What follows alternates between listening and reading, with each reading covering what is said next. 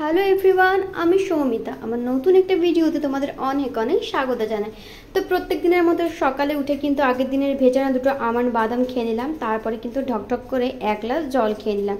আর দিকে কিন্তু অলরেডি আমি রান্না শুরু করে দিয়েছি। এখন কিন্তু ঘড়িতে প্রায় 7টা মতো বাজে।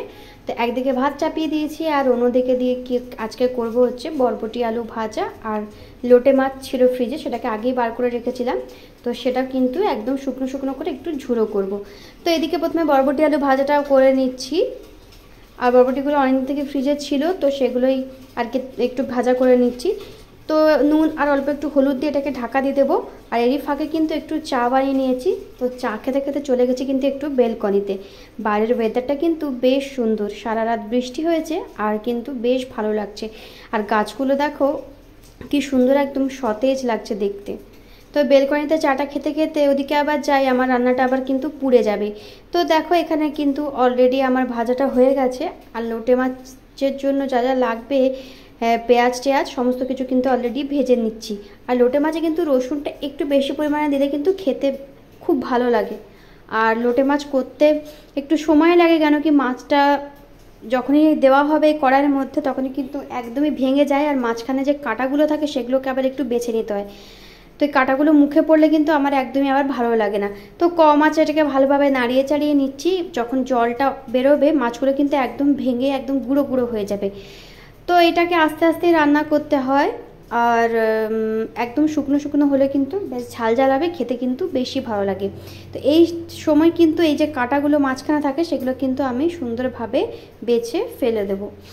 তো দেখো মাছটা এখানে অনেকক্ষণ ধরে নাড়িয়ে নাড়িয়ে কিন্তু আমার একদম হাত ব্যথা হয়ে গেল। আর এইদিকে কিন্তু রুটির জন্য আলু পেঁয়াজ আর টমেটো কাঁচা লঙ্কা দিয়ে একটা তরকারি বানিয়ে নিচ্ছি। তো আমার এখানে ঝুড়োটা কিন্তু হয়ে গেছে কমপ্লিট। আর এর সাথে বানিয়েছিলাম হচ্ছে একটু ডাল, যেহেতু অনেক শুকনো আছে, আমাদের বাড়িতে আবার শুকনো খাবার খেতে সবার একটু অসুবিধে হয়।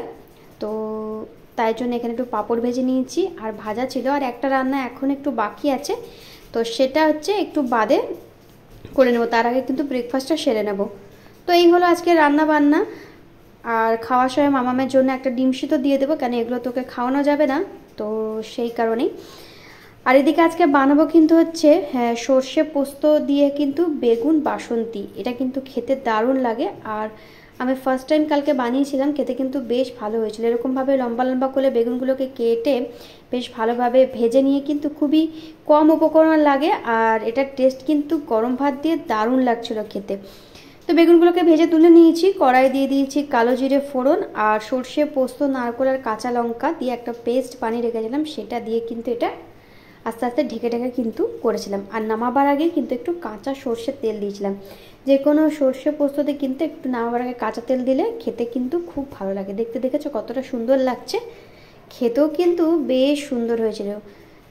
তো এই ছিল আজকে রান্না বান্না। তো এখন মামাকে সকাল 10টায় খাইছি, এখন 12টা বাজে। তোকে একটু মৌসম্বির জুস দিয়ে দিলাম। তো আমি একটু বেরোবো ওকে নিয়ে, কেন আমার টুকটাক কয়েকটা কিন্তু কাজ রয়েছে যেগুলো অনেক দিন থেকে করতে চাইছিলাম, কিন্তু বৃষ্টির কারণে একদমই হয়ে উঠছিল না। তো বাইরের ওয়েদার কিন্তু একটু মেঘলা আছে, তো ভাবলাম বেরিয়ে পড়ি ঝটপট করে, কিন্তু সেরকম হলে চলে আসবো।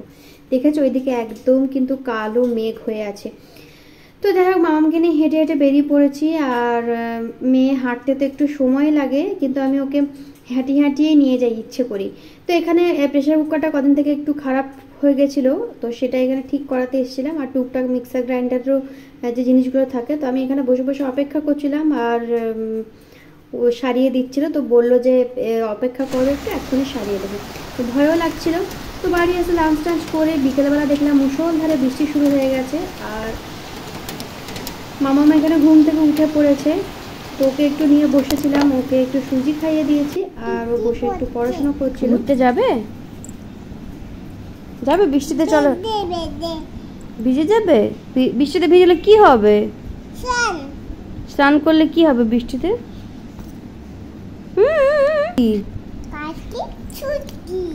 কাশি সর্দি হবে? ও বাবা, সবই জানো তো দেখছি তুমি।